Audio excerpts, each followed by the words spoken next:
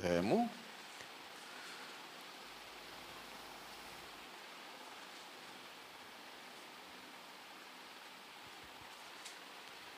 8వ అధ్యాయం మొదటి నుంచి చదువుదాం. కాబట్టి ఇప్పుడు క్రీస్తు యేసునందు ఉన్న వారికి ఏ శిక్షా విధియు లేదు. క్రీస్తు యేసునందు జీవమునిచ్చు ఆత్మ యొక్క నియమము పాప మరణముల నియమము నుండి నన్ను విడిపించెను. ఎట్లనగా ధర్మశాస్త్రము దేనిని చేయజాలకపోయినో దానిని దేవుడు చేసెను. ఆమేన్. అలాగే యోహాను సువార్త 6వ అధ్యాయము 53వ వచనం. కావున యేసు ఇట్లనెను, మీరు మనుష్య కుమారుని శరీరము తిని ఆయన రక్తము తాగితే కానీ మీలో మీరు జీవము గలవారు కారు. నా శరీరము తిని నా రక్తము తాగువాడే నిత్య జీవము గలవాడు. అంత్య దినమున నేను వారిని లేపుదును. నా శరీరము నిజమైన ఆహారమును నా రక్తము నిజమైన పానమునై ఉన్నది. నా శరీరము తిని నా రక్తమును తాగువాడు నా యందును నేను వాని యందును నిలిచి ఉందును. ఆమేన్. చదవబడిన వాక్యాన్ని ప్రభువైన దేవుడు దీవించి ఆయన మనతో సూటిగాను తేటగాను స్పష్టముగాను ప్రతి ఒక్కరికి అర్థమొక రీతిలో మాట్లాడును గాక. ఆమేన్. God bless you. దయచేసి కూర్చున్నాం. Praise the lord.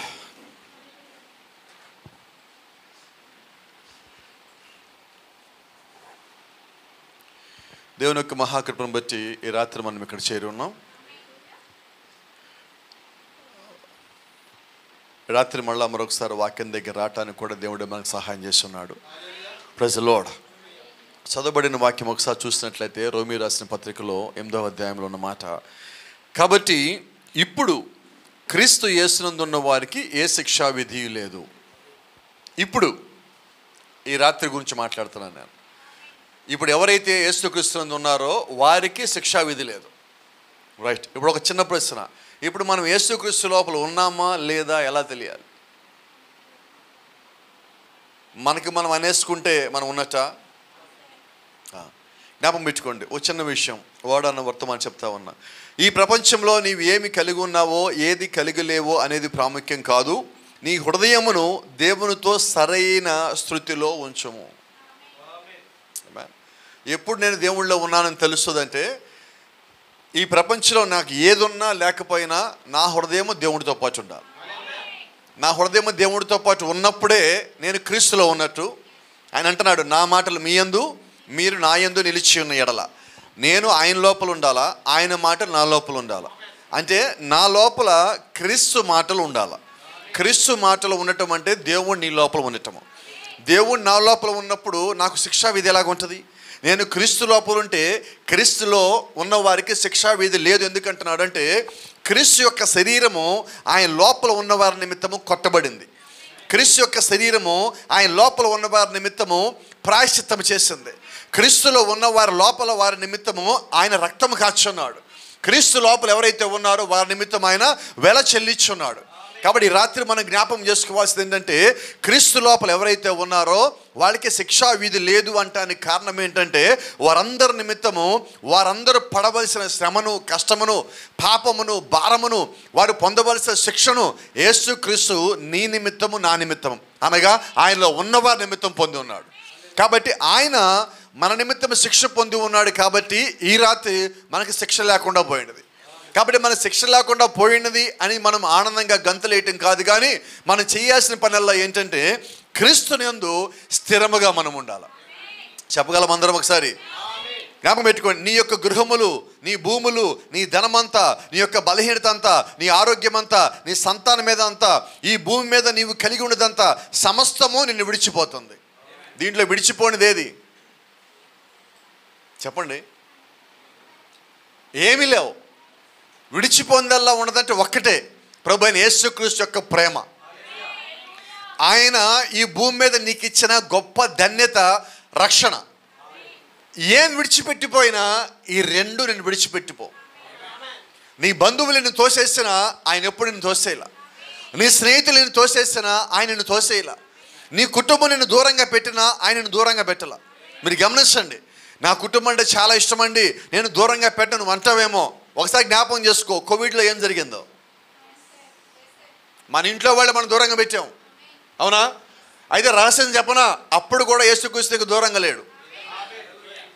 హల్లెలూయా. అంటే ఎవరు లేకపోయినా అందరు వచ్చే చోటికి దేవుడు రావడం వల్ల ప్రయోజనం లేదండి. ఎవరు రాలేరు అనుకున్నప్పుడు దేవుడు అక్కడికి వచ్చి ఉంటాడు. కాబట్టి నిన్ను ఎవరు కాపాడలేరు అనుకున్నప్పుడు, నీ మరణమైన మార్గంలో నువ్వు పోతా ఉన్నప్పుడు నిన్ను వెనక్కి తీసుకొచ్చిన వైద్యుడు ఆయన కాదా? నిన్ను ముట్టి స్వస్థపరిచిన దేవుడు ఆయన కాదా? నీ కొరకు రక్తం కాచిన ఆయన కాదా? ఆ రక్తంలో స్వస్థ ఇచ్చింది నీకు ఆయన కాదా?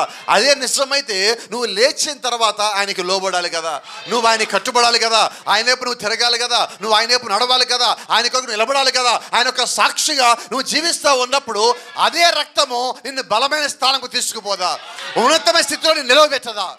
ఖచ్చితంగా నిలబెడుతుందండి. Praise the Lord. ఆమేన్. చూడండి, సమస్తం విడిచిపోతుంది. అప్పుడు నీవు తిరిగి నేరుగా ఆ యొక్క ప్రారంభానికి వెళ్ళాలి. అన్నీ వదిలిపెట్టిపోయాక మనం ఏం చేస్తాం తెలుసా? కొన్నిసార్లు మనం కొంతమంది కోసం కొన్ని పనులు చేస్తాం.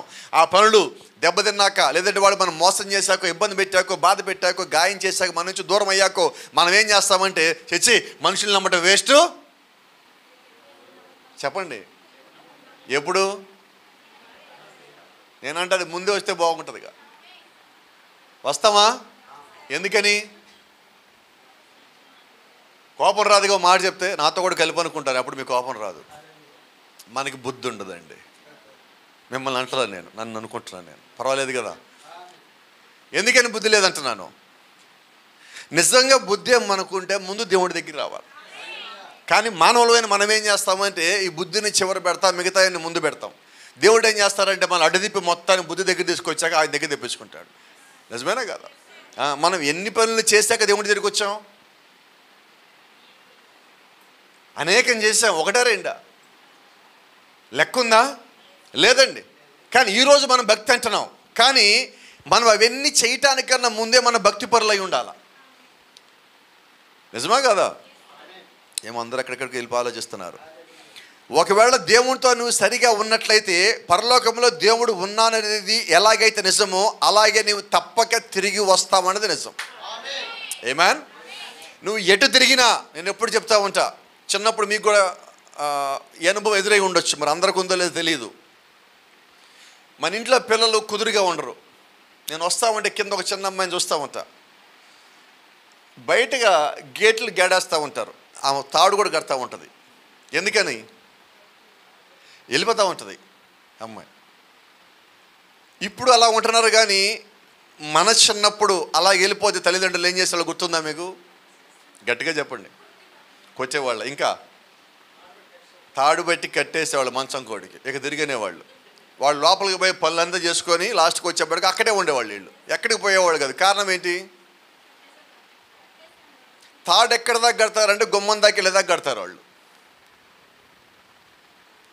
ఈ గుమ్మం దాకా వెళ్తాడు, వెనక్కి వస్తాడు, గుమ్మం దాకా వెళ్తాడు, వెనక్కి వస్తాడు. ఎటు తిరిగినా కూడా ఆ మంచాన్ని కట్టేస్తున్న కారణం చేత ఎక్కడికి పోలేడు. అవునా? ఇప్పుడు గేట్లకు తాడు కట్టాలా, గుమ్మాలకు తాడు కట్టాలా, బయట కాపలా పెట్టాలా? ఏమీ లేదు. కారణం ఏంటి? తాడుతో కట్టేసాం. దేనికి? మంచం కోడికి. ఈ రాత్రి అంటున్నా, నువ్వు కూడా యేసుక్రీస్తు కట్టబడితే తిరిగి ఎంత తిరుగుతావో, ఎక్కడి దాకా పోతావు?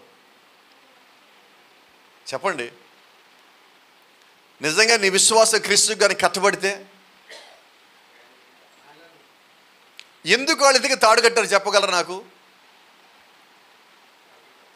ఆ పిల్లలు బయటికి ఎక్కడికైనా పోతే ఏదైనా దెబ్బలు తింటారో, పడిపోతారో, ఇంకేమన్నా అవుతారో, తప్పిపోతారో అనే ఉద్దేశంతో అటు తాడు కట్టారు.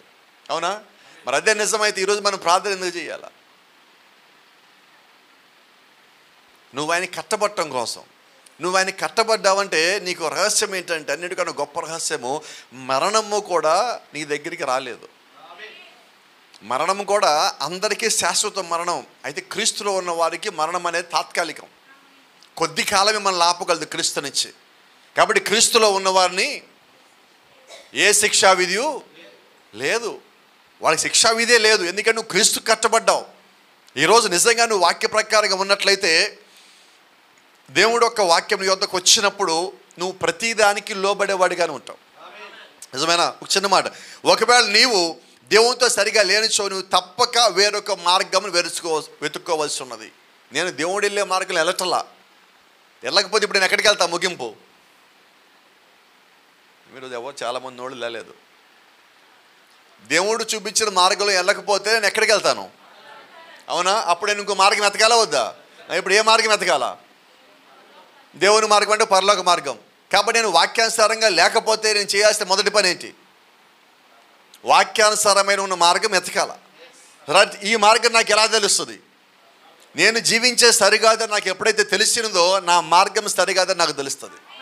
ఎప్పుడైతే నా మార్గం సరికాదని తెలిసిందో నేను ప్రార్థిస్తూ ఉన్నప్పుడు సరైన మార్గం ఏంటో దేవుడు నాకు బయలుపరుస్తాడు. ఎందుకంటే దేవుడు యొక్క వాక్యం ఉన్నదే నీకు సత్యం బయలుపరచడానికి.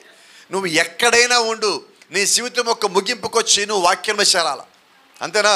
ఇందా మనం చెప్పుకున్నట్టుగా తాడుతో కట్టేపడ్డాక ఆడి ఆడి ఆడి ఆడి లాస్ట్కి ఎక్కడ రావాలంటే మళ్ళీ మంచం కూడా దగ్గరికి రావాలి. అలాగే నువ్వు భూమి మీద తిరిగి తిరిగి పెద్ద అయిన దగ్గర నుంచి నీ ఇష్టానుసారంగా తిరిగి తిరిగి లాస్ట్ ఎక్కడ రావాలంటే నువ్వు మొదట ఎక్కడ కట్టేయబడ్డావో అక్కడికే రావాలి. ఆమేన్. ఎక్కడ కట్టేయబడ్డామంటే యేసుక్రీస్తు ప్రేమలో అంటా, నేను ఆయన యొక్క వాక్యంలో అంటున్నాం, ఆయన యొక్క శరీరంలో నేను కట్టేయబడ్డాను. కాబట్టి గమనించండి, ఈ రాత్రి నువ్వు యేసుక్రీస్తు కొరకు ఒక నిజమైన ఒక ఎంపికను చేసుకోవలసిన్నాం. ఏ ఎంపిక అంటే నేను జీవించేది సరైనదేనా కాదా? నేను ఇలాగ జీవిస్తా ఉంటే నేను ఆ వాక్యం చదివాను కదా, యేసుక్రీస్తు ఉన్న వారికి ఏ శిక్ష విధి లేదు అని సంతోషంగా ఆ మాటలు పట్టుకొని నా ఇష్టానుసారంగా జీవించచ్చా? లేదండి. నిజంగా ఆ మాట కానీ నిన్ను పట్టుకున్నట్లయితే ఆ మాటలో ఉన్న మర్మం కూడా నిన్ను పట్టుకుంటుంది. ఆ మాటలో దేవుడు దాచిపెట్టిన సత్యం కూడా నిన్ను పట్టుకుంటుంది. ఆ మాట నిన్ను పట్టుకుందంటే అర్థమేంటి తెలుసా? నువ్వు యేసుక్రీస్తులో ఉంటే నీకు శిక్ష లేదు. నేను యేసుక్రీస్తులో ఉన్నాను రుజువు ఏంటంటే నువ్వు ప్రతి దాంట్లో క్రమముగా ఉంటావు, ప్రతిదీ సక్రమంగా చేస్తూ ఉంటావు. నువ్వు ఏం మాట్లాడినా గమనించండి, నువ్వు ఎంత కష్టం నీకు వచ్చినా, ఎంత బాధ నీకు వచ్చినా, ఎంత ఇబ్బంది నిన్ను పెట్టినా, ఎంత మోసం నిన్ను చేసినా నీ నోట్లో నుంచి ఒక్క బూతి మాట రాదు. రాదే? ఎక్కడ ఆమెను? ఎప్పుడు రాదు? నువ్వు వాక్యానుసారంగా ఉన్నప్పుడు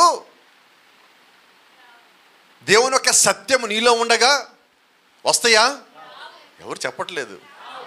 ఇప్పుడు మీరు ఒకళ్ళనొకళ్ళు చూసుకో, తర్వాత ఎప్పుడు చూసుకోండి బయటికి వెళ్ళిన తర్వాత. ఇప్పుడు మాత్రం ఏం చేయాలా? లోపల నుంచి మనకు ఉన్న దేవుని బయటకు వచ్చేయాలి మొత్తం. నిజమేనా కదా? ఎందుకు ఈ మాట చెప్తా ఉన్నానంటే దేవుని యొక్క వాక్యం వచ్చినప్పుడు నీ హృదయ రహస్యాలు బయటకు వస్తాయి. ఆమేన్. దాని అర్థం ఏంటంటే దేవుడు నన్ను చూశాడు, అంతకుమించి వేరేమీ లేదు. దానిలో ఇంకొక మర్మం కూడా ఉన్నది. దేవుడు నిన్ను చూడటమే కాదు, నువ్వు ఆయన లోపల ఉన్నవారిని జ్ఞాపకం చేస్తున్నాడు. కాబట్టి ఆయన చేసే జ్ఞాపకం బట్టి సంతోషంగా ఉండాలా, ఇప్పుడు బాధపడాలా? ఒకవేళ మన నోట్లోంచి రాకూడని మాటలు కానీ వస్తే అప్పుడు కూడా సంతోషపడండి. ఎందుకంటే ఆ మాటలు వస్తాయని తెలిసింది కదా ఇప్పుడు నాకు. కాబట్టి ఏం చేద్దాం ఇప్పుడు? ఆ దారి సరైనది కాదు. ఎందుకంటే బైబిల్ చెప్తా ఉన్నది, పరిశుద్ధాత్మను కానీ నువ్వు పొందుకున్నట్లయితే చెప్పండి ఏమన్నది? పరిశుద్ధాత్మ అల్లరికి కర్త కాదు. బూతులైనను సరసోక్తులైనను మాట్లాడరు. ఎవరు? పరిశుద్ధులు మాట్లాడరు. అది తెలిసినప్పుడు మనం ఏం చేయాలి? ఇప్పుడు ఎంత జాగ్రత్తగా ఉండాలండి.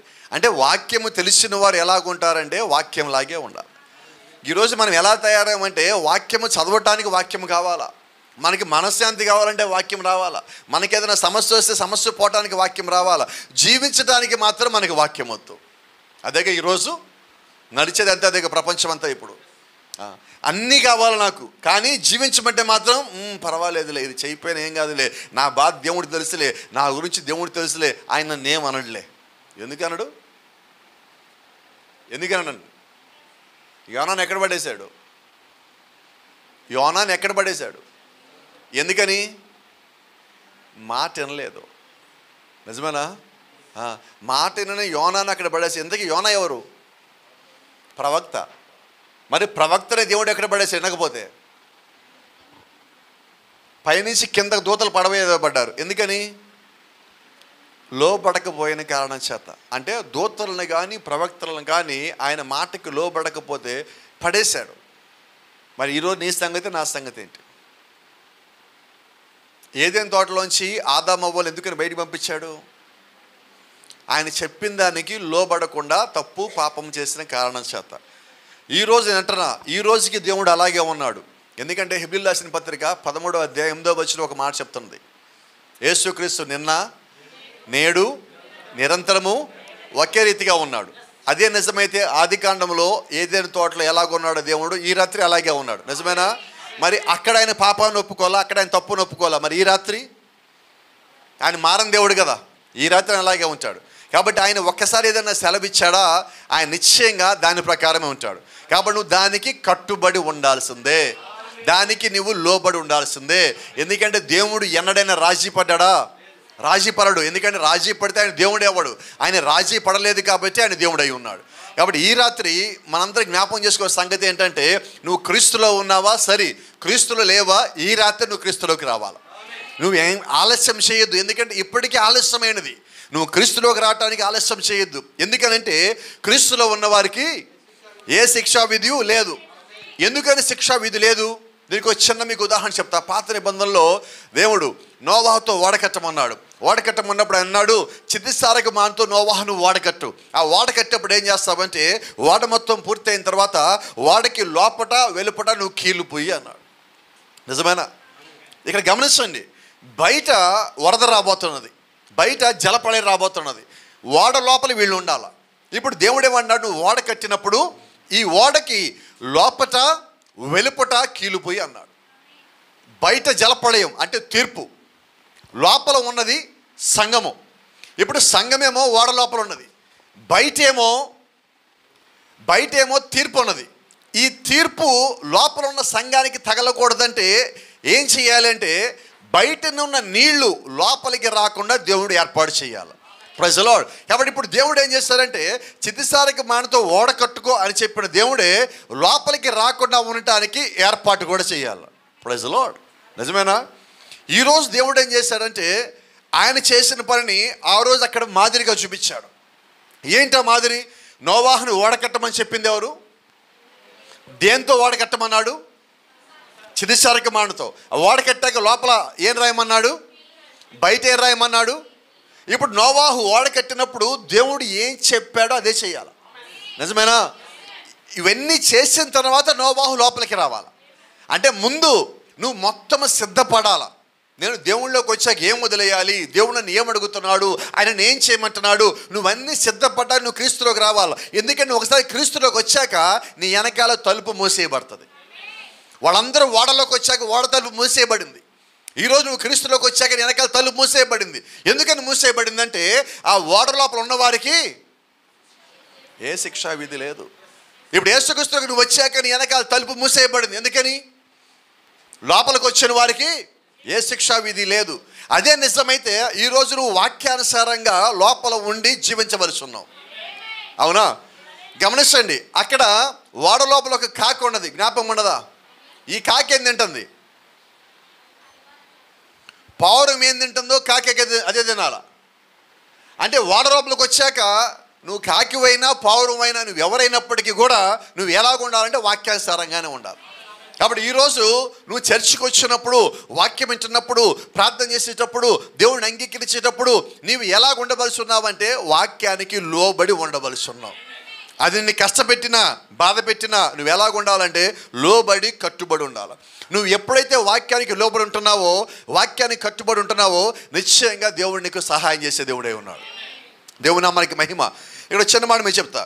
కీలును పొయ్యము అనే పదములో మరొక అర్థం ఉన్నది, గమనించండి. దాని అర్థం ఏంటంటే ప్రాయశ్చిత్తము. కీలు అనే పదానికి ఇంకో అర్థం ఏంటంటే ప్రాయశ్చిత్తము. ప్రాయశ్చిత్తం అంటే అర్థం ఏంటో తెలుసా? మన నిమిత్తం యేసుక్రీస్తు చనిపోయి ఉన్నాడు. ఎందుకు ఆయన చనిపోవాలి? పాపము మన మీద ఉన్నది, తీర్పు ఇక్కడ ఉన్నది. ఈ తీర్పుకి మనకి మధ్యలో ఆయన వచ్చి ఉన్నాడు. ఇప్పుడు తీర్పుకి మనకి మధ్యలో వచ్చిందే ప్రాయశ్చిత్తం. ఇప్పుడు ఆ ప్రాయశ్చిత్తంగా ఆయన ఏం చేశారంటే, ఆయన యొక్క ప్రాణమును పెట్టాడు, ఆయన యొక్క రక్తమును వెలగా చెల్లించాడు. ఎందు నిమిత్తం అంటే పాపము నాది, రక్తం ఆయనది. తీర్పు బయట ఉన్నది. ఆ తీర్పు నన్ను తగలకుండా ఉండాలంటే ఆయన రక్తం అక్కడ పెట్టాడు. ఇప్పుడు ఈ రక్తం ఏమై ఉన్నదంటే నన్ను వెలిచి ఆ తప్పు నుంచి, ఆ తీర్పు నుంచి, ఆ పాపం నుంచి కొనుక్కున్నది. కాబట్టి ఇప్పుడు ఆ పాపము నాలో లేకుండా చేయటానికి ఆయన రక్తం కాచాడు. స్వరక్తం ఇచ్చి ఆయన సంఘమును సంపాదించను. వేరే వాళ్ళ రక్తము కాదండి, స్వరక్తము. ఈరోజు మనము యేసుక్రీస్తు యొక్క స్వరక్తము చేత కొనబడి ఉన్నాం.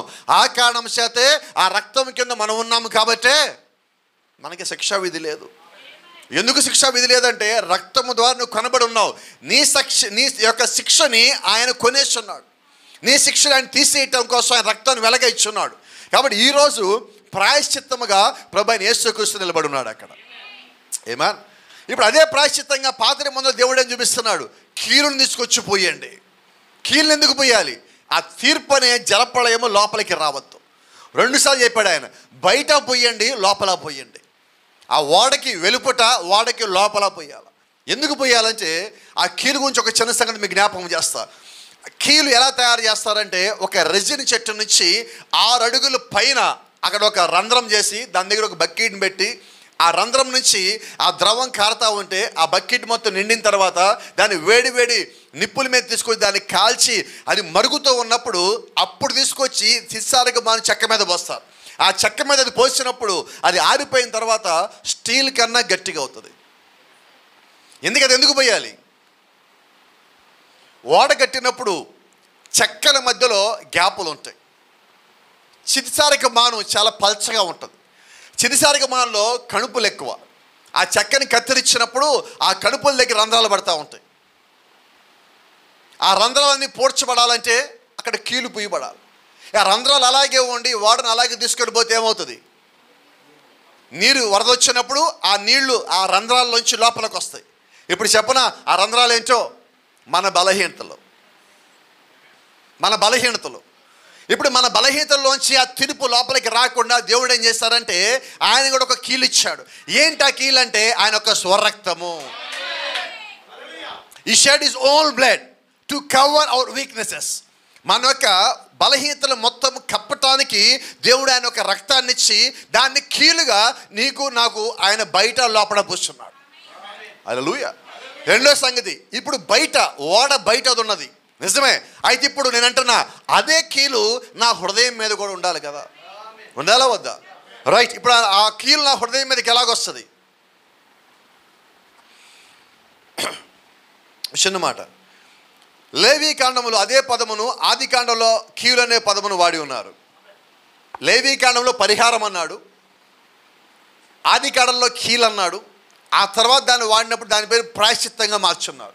కీలన్నా, ప్రాయశ్చిత్తమన్నా, పరిహారమన్నా ఈ 3 కూడా ఒకే రకమైన అర్థాన్ని ఇచ్చేవి. అంటే నీకు తీర్పుకి మధ్యలో ఉండి నీ తరపున అది వేల చెల్లించాలి. గొర్రెపిల్ల బలి ఎందుకు అర్పించబడాలి? నా పాపం తీసేయాలి. పాపం చేసేది నేను, బలి అర్పించబడేది గొర్రెపిల్ల. అవునా? మరి దాన్ని అర్పించడానికి ఒక యాజకుడు కావాలి. ఇప్పుడు దేవుడి దగ్గర నా పాపం తీసేసినట్టు కనబడాలంటే ఆ గొర్రెపిల్ల చనిపోవాలి. ఇప్పుడు గొర్రెపిల్ల తప్పేమి చేయలే. ప్రభువైన యేసుక్రీస్తు గొర్రెపిల్ల కూడా తప్పేమి చేయలేదండి. భూమి మీద ఆయన చెప్పలేదా నాలో ఏదైనా దోషం ఉందో నిరూపించగలరా? ఏ పాపము లేని నిర్దోషమైన గొర్రెపిల్లను వధించాల. అదేనా నిర్గమకాండం 12వ అధ్యాయం చెప్పిన దాని ప్రకారంగా ప్రభురాత్రి భోజనం అంటే నిర్గమకాండంలో 12 అధ్యాయాలు ఉన్నది. అక్కడ ఆ 12వ అధ్యాయం ప్రకారంగా ఏం చేయాలంటే ఎవరైనా ఒక మాట చూద్దాం అక్కడ, ఎందుకు ఓపెన్ చేసి సరిపోతుంది కదా. ఇంకా ఈరోజు టైం ఉంది నాకు బాగా. నిర్గమకాండము 12వ అధ్యాయము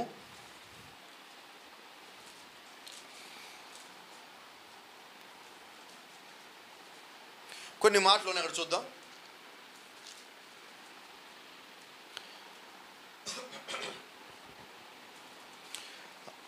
5వ వచనం 6వ వచనం, నిర్దోషమైన ఏడాది మగపిల్లని తీసుకొని వెళ్ళను, గొర్రెల నుండి అయినను మేకల నుండి అయినను దాన్ని తీసుకొని వచ్చును.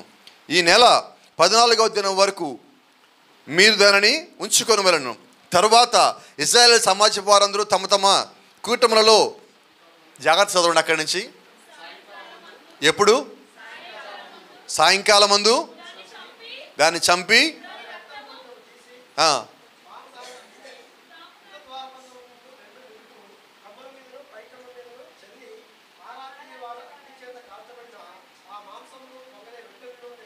Praise lord.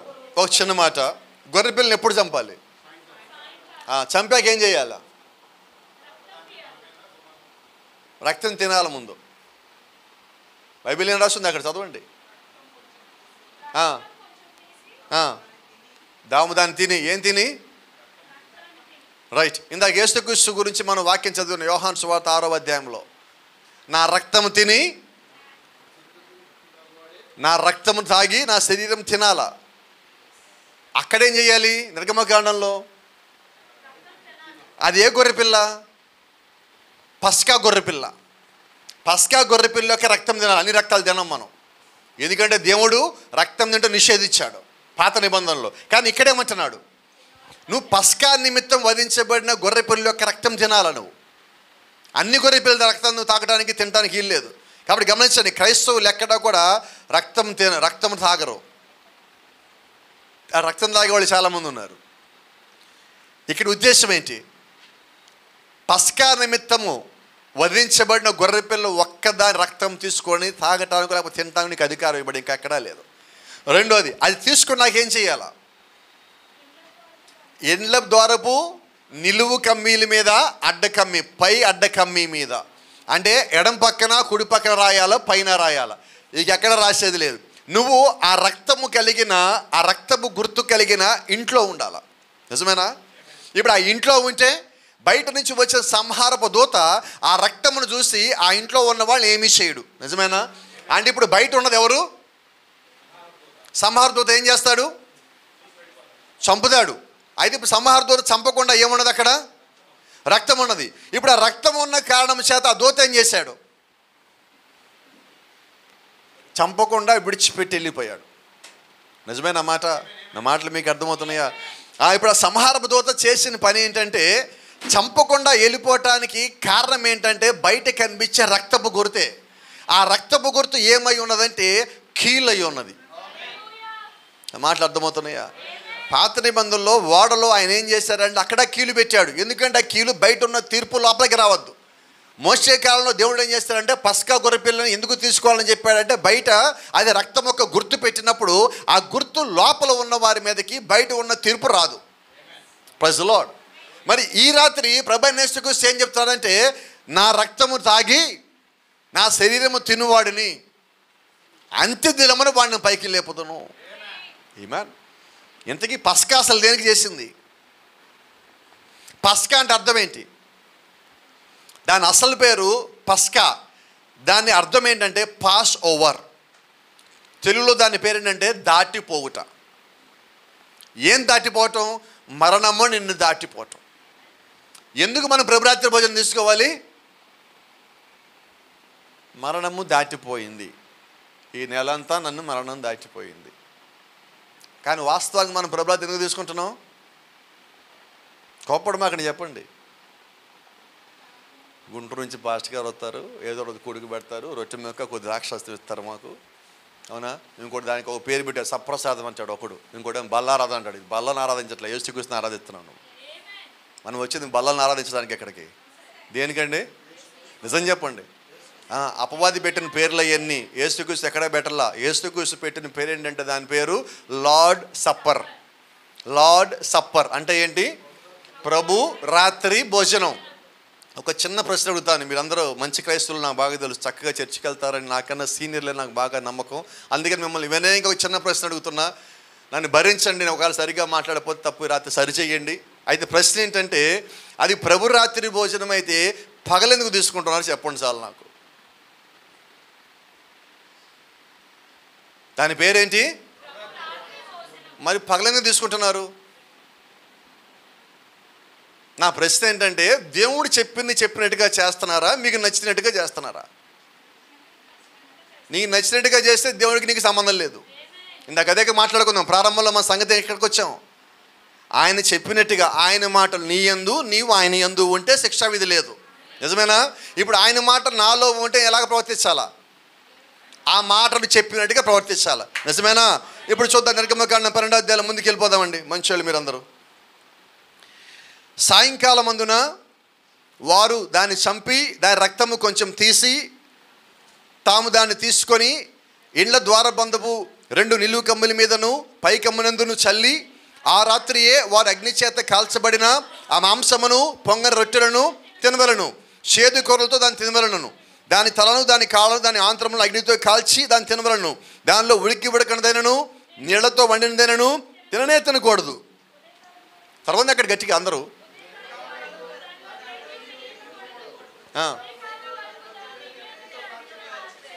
ఉదయకాలం వరకు దానిలో ఏది మిగిలించకూడదు. ఉదయకాలం వరకు ఏదైనా మిగిలిస్తే దాన్ని అగ్నిలో కాల్చేయటువంటి అర్థం ఏంటి? ఇక తినకూడదని. ఎప్పుడు తినకూడదు? తెల్లారితే తినకూడదు. దాన్ని ఎప్పుడు తినాలా? రైట్. ఇప్పుడు ప్రభురాత్రి భోజనం అంటే పస్కాయేనా? అపోస్తలుడైన పౌలు అంటాడు, మన కొరకు యేసుక్రీస్తుని పస్కా పశువు వధించబడెను. నిజమేనా? ఇప్పుడు మన కొరకు వధించబడిన యేసుక్రీస్తు ఎవరు? పస్కా పశువు అంటే పస్కా గొర్రెపిల్ల. మరి ఇప్పుడు గొర్రెపిల్లని ఎలా తినాలి? సాయంకాలం తినాలా? ఉదయం వరకు ఏం ఉంచకూడదు, అవునా? ఇప్పుడు మనం ప్రభురాత్రి ఎలా తీసుకోవాలా? మరి యేసుక్రీస్తు పాత నిబంధనలో దాన్ని కొనసాగిస్తా ప్రభురాత్రి ఎలా తీసుకున్నాడు? ఆయన తాను అప్పగించబడిన రాత్రి యేసు ఒక రొట్టెను విరిచి. నిజమేనా? మరి అపోస్తలుడైన పౌలు అక్కడ లేడు కదా. మరి అపోస్తలుడైన పౌలు 1 కొరింథీ 11వ అధ్యాయంలో ఆయన ఎలా చేస్తున్నాడు? యేసుక్రీస్తు తాను అప్పగించబడిన రాత్రి ఎలాగైతే ఇచ్చాడో నేను అలాగే ఇస్తా అని చెప్పి ఆయన కూడా ప్రభురాత్రి ఇచ్చున్నాడు, అవునా? ఇలాగే 3 అంతస్తులు కూర్చొని అపోస్తలుడైన పౌలు ప్రసంగం చేస్తున్నప్పుడు ఇలా కిటికీ దగ్గర ఒకళ్ళు కూర్చొని 3 అంతస్తులో పౌలు గారు, ఆయనకు ఒక అలవాటు ఉంది, తెల్లారులు మాట్లాడతాడు. ఆ మాట్లాడినప్పుడు ఆ వింటున్న వ్యక్తి పైనుంచి కింద జారిపడ్డాడు. ఆ పడ్డోడి పేరు ఐతుకుని పౌలు గారి కిందకి పోయి వాడి మీద ఆయన చాచి పెట్టి పడుకొని వాడిని పైకి లేపి వాడు వచ్చిన తర్వాత అప్పుడు ప్రభురాత్రి ఇచ్చి వెళ్ళాడు అని ఉంది బైబిల్. అంటే పౌలు గారు ఎప్పుడు ఇచ్చాడు? యేసుక్రీస్తు ఎప్పుడు ఇచ్చాడు? పాత నిబంధనలు ఎప్పుడు ఉన్నది? నిజం చెప్పండి. రైట్. ఇప్పుడు నేను ఎప్పుడు తీసుకోవాలి? కాదండి, మా పాస్టర్ గారు పగలిస్తారు, మా సంఘం పగలిస్తారు. కోప్పడు మాకండి. నాకు మీ సంఘం అంటే లెక్కలేదు, మీ పాస్టర్ అనే లెక్కలేదు, నాకు నేనన్నా కూడా లెక్కలేదు, నాకు యేసుక్రీస్తు అంటే లెక్క. కాబట్టి ఏం చేద్దాం ఈ రాత్రి? రైట్. ఇప్పుడు నన్ను పరలోకి ఎవరు తీసుకెళ్తారు? మా సంఘం. గట్టిగా చెప్పండి. మా పాస్టర్ గారు, గుంటూరు బాలు గారు. ఎవరు తీసుకుపోరు. తీసుకెళ్ళేది ఈ వాక్యమే. కాబట్టి ఇప్పుడు నేనేం చేయాలా? రాత్రిపూట అంటే లేట్ అయిపోద్దిగా పాస్టర్ గారు. లేట్ అయితే ఎలాగండి ప్రభురాత్రి భోజనం తీసుకోవటం? ఇక్కడ లేట్ అయితే పర్వాలేదమ్మా, అక్కడ లేట్ అయితే సంగతి ఏంటి? పరలోకంలో లేట్ అయితే సంగతి ఏంటి? ఎత్తబాటు మెసేజ్ సంగతి ఏంటి? మనం అన్నీ బాగా చేస్తాం, ఏదో ఒక్కదంట తప్పు చేస్తాం. అలాగా అపవాది మనల్ని ప్రేరేపిస్తాడు. ఏదేం తోటలో అవ్వ చేసిన తప్పులెన్ని, ఆదాం చేసిన తప్పులెన్ని? ఆమె ఒకటే ఈయన ఒకటే చేసింది. ఈయన చేసి తప్పేంటంటే ఆమె చేసిన తప్పుని కప్పిపుచ్చటం. అందుకని సంఘంలో కూడా ఎవరైనా తప్పు చేసి వీళ్ళు తప్పు చేస్తారని చెప్పేయండి, కప్పిపుచ్చామో దానికి కూడా మనం లెక్క చెప్పాలా. నాకెందుకండి లెక్క? ఆ లెక్క తప్పించుకోవడం కోసం మనం భూమి మీదకి వచ్చున్నాం. ఆ లెక్క తప్పించుకున్న వాళ్ళే వాక్యం అందు స్థిరంగా ఉన్నవాళ్ళు. కాబట్టి ఎవరు ఎటుపక్కను పోయారనేది ప్రాముఖ్యం కాదు, కానీ నీవు మాత్రము వాక్యానుసారంగా లేకపోతే నీవు మరొక మార్గం ఎంచుకోవలసి ఉన్నావు. నిజమేనా? అదే మనం ప్రారంభంలో మాట్లాడున్నాం. నువ్వు వాక్యానుసారంగా లేకపోతే నీవు నీ దారిని సరి చేసుకోవాలా. నా దారిని ఎలా సరి చేసుకోవాలా? దేవుని యొక్క వాక్యముతోనే. నిజమేనా? రైట్. ఇప్పుడు ప్రభురాత్రి భోజనం ఎలాగ తీసుకోవాలా? ఉదయం 10 గంటలకి కాదండి, మధ్యాహ్నం 11 గంటలకి, 1 గంటకి, 3 గంటలకి, 5 గంటలకి కాదండి. ఎప్పుడు? 6 తర్వాత. ఇంగ్లీష్లో దాని పేరేంటి? Lord supper. సప్పర్ అంటే ఏంటి? మీకు అందరూ చెప్తామమ్మా, చిన్న మాట. పిల్లలకి భోజనం పెట్టి ఒక చిన్న బాక్స్లో పెట్టి పంపిస్తారు. ఆ బాక్స్ ఏమంటారు? లంచ్ బాక్స్ అంటారు. అంతేనా? దాన్ని ఎవరు మధ్యాహ్నం పూట డబ్బా అంటారు. ఎవడు కూడా నాకు తెలిసి ఏ చదువు రానో కూడా దాని పేరు లంచ్ బాక్సే అంటారు. నిజమేనా? అంటే మధ్యాహ్నం తినేదాన్ని ఏమంటారు? రాత్రి తినేదాన్ని ఏమంటారు? సప్పరు లేకపోతే డిన్నర్ అంటారు. మరి ఇప్పుడు మనం ఇక్కడ ఏం చేయాలి? ఇప్పుడు లంచ్ అది కాదు, దాని పేరేంటి? సప్పర్. సప్పర్ అంటే ఎప్పుడు? రాత్రి. అంటే 6 గంటల తర్వాత, సూర్యుడు అస్తమించిన తరువాత. ఎప్పటిలోపు తీసుకోవాలి? సూర్యుడు ఉదయించేలోపు. చదివాం కదా వాక్యము. నా మాటలు మీరు నమ్మకండి, వాక్యం ఏదో నమ్మేసేయండి. ఎందుకంటే పరలోకం తీసుకెళ్లేది వాక్యమే.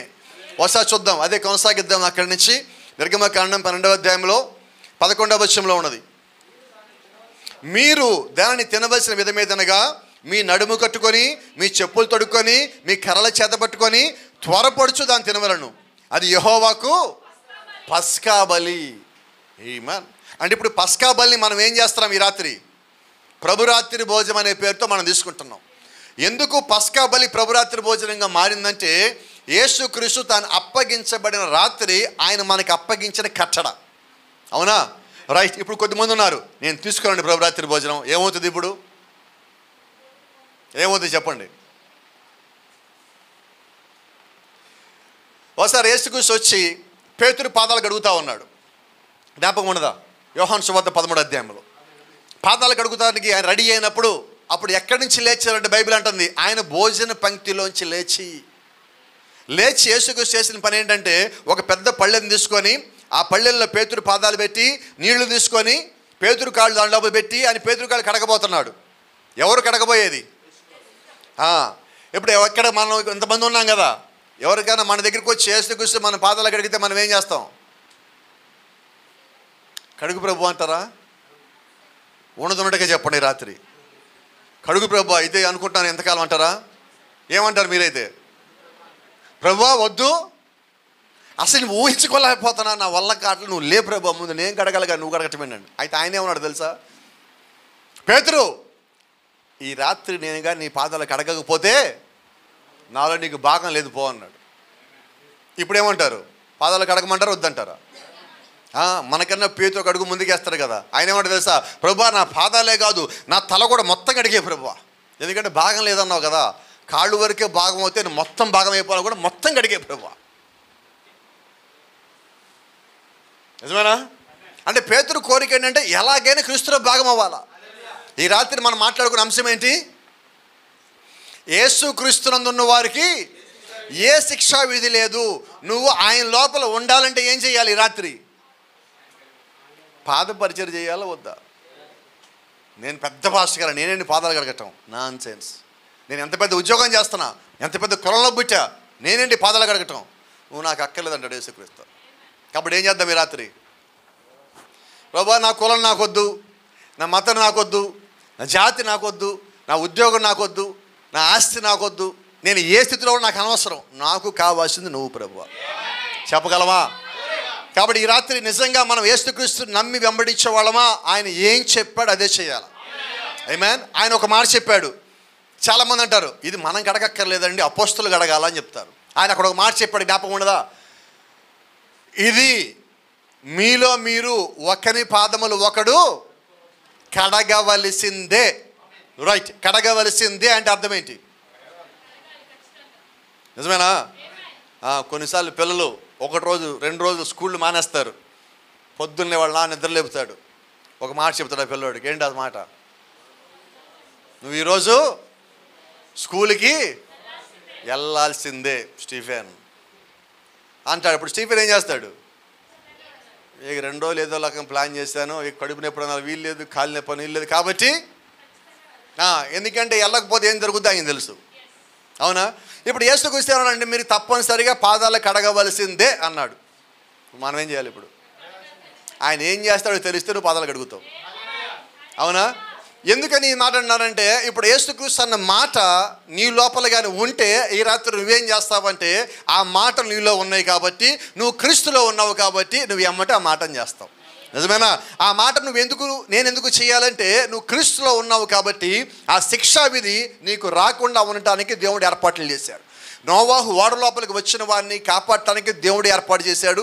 జలప్రలయం పంపించేది ఆయనే, ఓడ కట్టమని చెప్పింది ఆయనే, ఓడ లోపల పంపించింది ఆయనే, ఓడకి తలుపేసింది ఆయనే, ఓడకి లోపల బయట కీలిపోయినది ఆయనే. ఆ జలప్రలయం వచ్చి ఓడను కొట్టినప్పుడు ఓడను పట్టుకొని ఆపింది ఆయనే. నిజమేనా? అంటే ఈ దినమున ఒకవేళ గమనించండి, మోషే ఐగుప్తు నుంచి వారి కనానికి వచ్చే రోజు వారి ఐగుప్తు నుంచి ఆ రాత్రి బయలుదేరటానికన్నా ముందుగా తీర్పు వస్తుందని చెప్పింది ఆయనే. ఆ తీర్పు రావడానికన్నా ముందుగా వారి గొర్రె పిల్లని ఎలాగ అక్కడ పెట్టుకోవాలో చెప్పింది ఆయనే, దాన్ని ఎలాగ తినాలో చెప్పింది ఆయనే. దానికి బయట ఆ ఇంటికి బయట నిలువు కమ్మీల మీద పైన అడ్డకమ్మీ మీద రక్తపు గుర్తు ఎందుకు పెట్టాలో చెప్పింది ఆయనే. ఆ రక్తపు గుర్తు కలిగిన ఇంటిని మీరు ఏమీ చేయకుండా ఆ ఇంట్లో వాళ్ళు వదిలిపెట్టి పోండి అని దూతలకు చెప్పింది ఆయన. అవునా? అంటే ఆది కాండములో ఎలాగున్నాడో దేవుడు నిర్గమకాండంలోనే అలాగే ఉన్నాడు. ఆయన తప్పించుకోవడానికి ఒక మార్గం ఏర్పాటు చేశాడు. తీర్పు ఎలాగ రాబోదో ముందే చెప్పున్నాడు. దాని అర్థం ఏంటంటే ఆయన యొక్క పిల్లలకు ఆయన యొక్క తీర్పును తప్పించుకోవడానికి దేవుడే ఒక మార్గాన్ని ఏర్పాటు చేస్తున్నాడు. Praise the Lord. కాబట్టి ఈరోజు ఎందుకు మనం దేవుని యొక్క మార్గంలో వెళ్ళాలి? ఎందుకు మార్గం మనకు తెరవబడిందంటే నువ్వు తీర్పుని తప్పించుకోవడానికి దేవుడు ఏర్పాటు చేసిన మార్గం అది. ఆయన అంటున్నాడు నేనే మార్గము. ఏంటి ఆ మార్గము? తీర్పుని తప్పించుకునే మార్గం ఆయన. ఈ రాత్రి మనం ఏ మార్గంలో వెళ్ళాలా? యేసుక్రీస్తు నేనే మార్గము, నేనే జీవము, నేనే సత్యము. ఏంటి సత్యం అనగా నీ వాక్యమే సత్యము. ఇప్పుడు ఆయన మార్గం అంటే ఏంటంటే సత్యము. ఏంటి ఆయన మార్గము? జీవము. మరణం నీ దగ్గర రాకుండా మరణం దాటమే జీవము. రెండోది తీర్పులో రాకుండా తప్పించడమే మార్గము. ఇప్పుడు మార్గం ఆయనే, సత్యం ఆయనే, జీవం ఆయనే. ఈ మూడు ఆయన దగ్గర ఉండగా నీకు వేరేది ఎందుకు అంటున్నా? ఇంకేమైనా కావాలా మనకి? క్రీస్తు యేసునందున్న వారికి ఏ శిక్షా విధి లేదు. గమనించండి, అతడు తీర్పులోకి రాలేడు. ఎందుకనగా అతడికి మరియు తీర్పుకి మధ్యలో ఒక ప్రాయశ్చిత్తం ఉన్నది. తీర్పు అనగా లోకమును ముంచివేసిన జలప్రళయమే. అప్పుడు కూడా ఈరోజు ఎలాగైతే వాక్యం చెప్తున్నామో అప్పుడు కూడా నోవాహు అక్కడున్న అందరికీ వాక్యం చెప్పాడు. చెప్పలేదా? చెప్పాడు. విన్నారు అందరూ. కానీ చేసిన వాళ్ళు ఎంతమంది? ఆచరించిన వాళ్ళు ఎంతమంది? లోపలికి వచ్చిన వాళ్ళు ఎంతమంది చెప్పనా? క్రీస్తు యేసునందు ఉన్న వారే లోపలికి వచ్చారు. అలాగే ఈ రాత్రి ఎంతమందికి వాక్యం ప్రకటించినా నేను వాక్యానుసారంగానే ఉంటాను అనుకునే వ్యక్తి ఎవరైతే ఉన్నారో వాళ్ళు మాత్రము వాక్యానుసారంగానే చేస్తారు. వారి కొరకే ఈ రాత్రి వాక్యము కూడా. నేను ఇక్కడికి వెళ్తాను అక్కడికి వెళ్తాను కాదండి, నువ్వు వెళ్ళాల్సిన పరలోకానికి. నిన్ను పరలోకానికి తీసుకుని పోయేది దేవుని యొక్క జీవం కలిగిన వాక్యం మాత్రమే. కాబట్టి ఆ వాక్యము నన్ను పరలోకం తీసుకెళ్దని తెలిసిన తర్వాత నేను ఏ వాక్యంలాగా జీవించాలంటే నిశ్చయంగా దేవుడు నా ముందు పెట్టిన దాని ప్రకారమే. నిజమేనా? ప్రజలాడు గమనించండి, క్రీస్తులో ఉన్న విశ్వాసి భద్రంగాను నిశ్చితగాను ఉన్నాడు. తనకున్న యోగ్యతను బట్టి కాదు, కానీ అతడు యొక్క విధేయత వలన. నేను గొప్పోడినండి అందుకని దేవుడు నన్ను కాపాడాడు, నేను మంచోడినండి అందుకని కాపాడాడు. ఒకసారి ఇప్పుడు వాళ్ళ దగ్గరలో ఒక ఊరు ఉన్నది, ఊరి పేరు నాకు గుర్తు రావట్లా. ఆడికి వెళ్ళి పాస్టర్ గారితో మాట్లాడుతున్నాం. ఆయన వాదిస్తూ ఉన్నాడు పెంతెకోస్తు పాస్టర్ గారు. సో చిన్న ప్రశ్న అడిగా, అయ్యా దేవుడు మోషే ఎందుకు దాచిపెట్టాడు అని. 3 నెలలు దాచిపెట్టారు కదా వాళ్ళ అమ్మ వాళ్ళు, ఎందుకని దాచిపెట్టాడు అంటే ఆయన చెప్తున్నాడు మోషే సుందరుడు అని వాళ్ళ అమ్మ దాచిపెట్టింది అన్నాడు. మోషే అందగాడని దాచిపెట్టిందంట వాళ్ళమ్మ. ఎక్కడుందా బైబిల్? ఎక్కడన్నా లేనే లేదు. ఇదేంటంటే బైబిల్కి సంబంధం లేని అది. నీవు చూడు, ఒక సేవకుడు అయి ఉండి సత్యాన్ని గ్రహించలేక తన ఇష్టానుసారంగా మాట్లాడుతున్నాడు. అతనితో ఇంక వాదించాల్సిన పనే ఉన్నది. నువ్వు వాక్యానుసారంగా లేనప్పుడు నేను అక్కడి నుంచి పక్కకు తప్పుకోవడం, అంతకుమించి చేయగలిగింది ఏది లేదు. ఒకవేళ దేవుడి చిత్తమైతే నీ దగ్గరికి రావాల్సింది ఏది ఉన్నదో ఆ సమయానికి దేవుడు వాక్యాన్ని తెస్తాడు. ఈ రాత్రి కూడా నాకు నమ్మకం ఉన్నది. దేవుడి పిల్లలు ఎవరో ఉన్నారు, ఎవరో సత్యం కొరకు ఎదుగుతూ ఉన్నారు. ఇది సత్యమని తెలియచేయడానికే ఈ రాత్రి దేవుడి వాక్యం తెచ్చి మనం ముందు పెట్టున్నాడు. నేను ఆ మాట అయితే నమ్ముతా ఉన్నాం. అప్పుడు గమనించండి, విధేయతతో ఓడలోనికి నడిచి వచ్చున్నాడు. నోవాహు చేసిన ఏకైక కార్యం ఏమిటంటే ఓడ లోపలికి వచ్చుటయే. ఈ రాత్రి నేను ఒక మాట చెప్తున్నా, ముగిస్తున్నా. అతడు ఓడ యొక్క ద్వారం కూడా ముయ్యలేదు, దేవుడే ద్వారములు వేసి ఉన్నాడు. ఇప్పుడు నోవాహు చేసిన పని ఏంటి? ఒకటే పని, ఓడ లోపల రావటం. ఈ రాత్రి మన ఓడ ప్రభువైన యేసుక్రీస్తు. అవునా? మన జూన్ నెల క్యాలెండర్ మీరు తిప్పుంటారు ఇలాగా. జూలై అయిపోయింది, జూలై తిప్పగానే ఏమొచ్చింది? 4వ ఓడ. మొదటి ఓడ నోవాహు కట్టాడు, 2వ ఓడ మోషే వాళ్ళ అమ్మ కట్టింది, 3వ ఓడ మోషే పెద్దయ్య కట్టాడు. ఇప్పుడు దేవుడు కడుతున్న ఓడ 4వ ఓడ. ఇప్పుడు దేవుడు మళ్ళీ ఎక్కడ రమ్మంటున్నాడు? ఓడలోకి రమ్మంటున్నాడు. ఇక్కడ కీలు లేదండి, రక్తం ఉన్నది. నీ మీదకి తీర్పు రాకుండా ఆపేది యేసుక్రీస్తు యొక్క రక్తమై ఉన్నది. కాబట్టి ఈ రాత్రి నేను ఎక్కడికి ఆహ్వానిస్తానంటే ఆ రక్తము లోపలికి నువ్వు రా. ఐగుప్తు నుంచి వారు బయటకు వచ్చినప్పుడు రక్తం బయట ఉన్నది, అందుకని దూత బయట నుంచి బయట వెళ్ళిపోయాడు. ఈ రాత్రి మీరు కూడా సత్యంలోకి వచ్చినప్పుడు, దేవుడు యొక్క వాక్యాస్తారంగా ఉంటున్నప్పుడు నిశ్చయంగా అలాగే మరణం నిన్ను దాటిపోవాల్సి ఉన్నది. ఆ మరణానికి నువ్వు లోబట్టడానికి ఇక్కడికి రాలా, మరణాన్ని జయించడానికి వచ్చి ఉన్నావు. Praise the Lord. కాబట్టి గమనించిన యేసుక్రీస్తు చెప్తున్నాడు కదా, యోహాను సువార్త 6వ అధ్యాయం మనం చదివిన మాట, నా శరీరము తిని నా రక్తము తాగువాడు. ఇప్పుడు ఆ రక్తాన్ని ఎప్పుడు తాగాల? ఆయన శరీరం ఎప్పుడు తినాలా? ఒకసారి యేసుక్రీస్తు ఇదే ప్రసంగం చేస్తున్నప్పుడు ఆయన శిష్యులు మొత్తం లేచి వెళ్ళిపోయారు. ఏం మాట్లాడుతున్నాడు ఈయన? నా శరీరం తినమంటున్నాడు, నా రక్తం తాగమంటున్నాడు, మనల్ని నరమాంస భక్షకులు అనుకుంటున్నాడా అని లేచి వెళ్ళిపోయారు. ఆయన చెప్పింది దేని గురించి? రైట్, ఒక చిన్న ప్రశ్న అడుగుతాను. యేసుక్రీస్తు శరీరం అంటే ఏంటి? ఆయన యొక్క రక్తం అంటే ఏంటి? ఇంతకు యేసుక్రీస్తు ఎవరు? చిన్న మాట చెప్తా, అర్థం చేసుకోవడానికి ప్రయత్నిస్తాననుకుంటున్నా. ఆది యందు వాక్యముండెను, నిదానంగా, ఆది యందు వాక్యముండెను, వాక్యము దేవునొద్దుండెను, వాక్యమే దేవుడై ఉండెను, ఆ వాక్యమే శరీరధారే భూమి మీదకి వచ్చును. ఆ శరీరం పేరేంటి? రైట్. ఇప్పుడు ప్రభువైన యేసుక్రీస్తు ఎవరు? వాక్యం. ఇప్పుడు ఆయన ఏం తినమన్నాడు? వాళ్ళు ఏమనుకున్నారు? కాబట్టి అర్థం కాని వాళ్ళు ఏమనుకుంటారంటే వాళ్ళకి ఇష్టం వచ్చింది అనుకుంటారు. అర్థమైనడు ఏమనుకుంటాడంటే దేవుడు ఇలాగ చెప్పాడు కదా అనుకుంటాడు. కాబట్టి అర్థం కానోడికి ఇది ఎప్పటికీ అర్థం కాదు. అర్థమైనోడికి నిన్ను బట్టి నీకు అర్థం కాలే, కానీ పరిశుద్ధాత్మ సహాయాన్ని బట్టి దేవుడి యొక్క కృపను బట్టి నీకు అర్థమైంది. కాబట్టి ఈ రాత్రి నీకు అర్థమైతే నువ్వేం చేయాలా? నిజం చెప్పండి. రైట్. ఇప్పుడు నేను బల్లారాధన తీసుకోవాలా, సప్రసాదం తీసుకోవాలా, సంస్కారం తీసుకోవాలా, ప్రభు బలం తీసుకోవాలా, ప్రభు రాత్రి భోజనం తీసుకోవాలా? అందరూ చెప్పాలి ఈ రాత్రి నాకు. రైట్. మరి ఇంతవరకు నేను పగలపూట తీసుకున్నా కదా పాస్టర్ గారు, ఇప్పుడు నేను రాత్రి తీసుకోవచ్చా? ఇప్పుడు దాకా నువ్వు తీసుకోవాలా, ఇప్పుడే తీసుకోవటం అంట. నేను నిజమేనా కదా? వాక్యం ఏమన్నది? ఎక్కడన్నా బైబిల్ మొత్తంలో ప్రభు రాత్రి భోజనం పగలు ఇచ్చినట్టుగా ఉంటే నాకు చెప్పండి. ఉన్నదా? మరి లేని ఎందుకు చేస్తున్నావు? బైబిల్లో ప్రకటన గ్రంథంలో 22వ అధ్యాయంలో ఒక మాట లేదా? బైబిల్లో లేనిదేది కలపకూడదు, ఉన్నదేది తీసేయకూడదు. ఇప్పుడు నేను ప్రభురాత్రి భోజనం రాత్రి తీసుకుని భాస్కర్ గారు పగలే తీసుకుంటానంటే నువ్వు రెండూ చేసి ఉన్నావు అంటున్నా. కోప్పడు మాక నా మీద. ముందు దీంట్లో ఉన్నది తీసేసావు, రెండోది లేనిది తెచ్చిపెట్టావు. ఇప్పుడు మనకి పరిస్థితి ఏంటి? అక్కడ 2 పనులు చెప్పాడు ఆయన. ఈ 2 పనులు చేసిన వాళ్ళు 2 పనులు ఉన్నాయి అన్నాడు. ఏంటవి? బైబిల్లో ఉన్న తెగుళ్ళు నీ మీదకి వస్తాయి, పరలోక రాజ్యంలో పాలు లేదని. అసలు నువ్వు చర్చకొచ్చేది దేనికి? ఇంతకీ పరలోక రాజ్యం రావాలని, ఈ తెగులు రాకూడదని. మరి చర్చికే వచ్చి మనం ఎన్ని తెచ్చుకొని పోతే ప్రయోజనం ఏంటి? కాబట్టి ఇది నేను బాధ పెట్టాలని చెప్పాలా? ఇది నీకు సత్యం తెలిసినప్పుడు నువ్వు లోపడతావని మీ మీద గౌరవంతో, మర్యాదతో, ప్రేమతో చెప్తున్నా ఈ మాట. కాబట్టి రాత్రి మనం ఏం చేద్దాం? మళ్ళీ మీ జ్ఞాపకం చేస్తున్నా. యేసుక్రీస్తు ప్రభురాత్రి భోజనం ఎప్పుడు ఇచ్చాడు? తాను అప్పగించబడిన రాత్రి. నిజమేనా? అంటే ఇప్పుడు యేసుక్రీస్తు పాత నిబంధనలో ఉన్న ప్రభురాత్రి భోజనాన్ని నెరవేర్చాడా? రైట్. ఎక్కడన్నా కానీ బైబిల్ మొత్తంలో ప్రభు బల్ల అని రాసి ఉందా? బల్ల ఆరాధన రాసి ఉందా? సప్రసాదం రాసి ఉందా? సంస్కారం అని రాసి ఉందా? బైబిల్లో రాసిన ప్రతి చోట ప్రభు రాత్రి భోజనం రాసే ఉన్నది. కాబట్టి ఇప్పుడు నీవు నేను ఏ పేరు పెట్టాలి దానికి? Lord supper. ఇంగ్లీష్లో అయితే, తెలుగులో అయితే ప్రభు రాత్రి భోజనం. అసలు పేరులోనే ఏమున్నది? మరి పేరులో రాత్రి పగలలా తింటామండి మనం. నిజమా కదా? మరి పేరులో రాత్రి నువ్వు ఎప్పుడు తీసుకోవాలి దాన్ని? పాత నిబంధన ఏం చెప్పింది? పస్కా బలి ఇప్పుడు తీసుకుంటున్నావు. మన నిమిత్తం వధించబడిన యేసుక్రీస్తు అనే పస్కా పశువుని ఈరోజు నువ్వు తీసుకుంటున్నావు. వాక్య ప్రకారంగా నువ్వు ఎప్పుడు చెయ్యాలో లేఖనం చెప్తా ఉన్నది. ఇప్పుడు ఈ లేఖనాన్ని ధిక్కరించాలా? నేను ఈ లేఖనాన్ని నేను తోసేయాలా? ఏం చేద్దామని రాత్రి?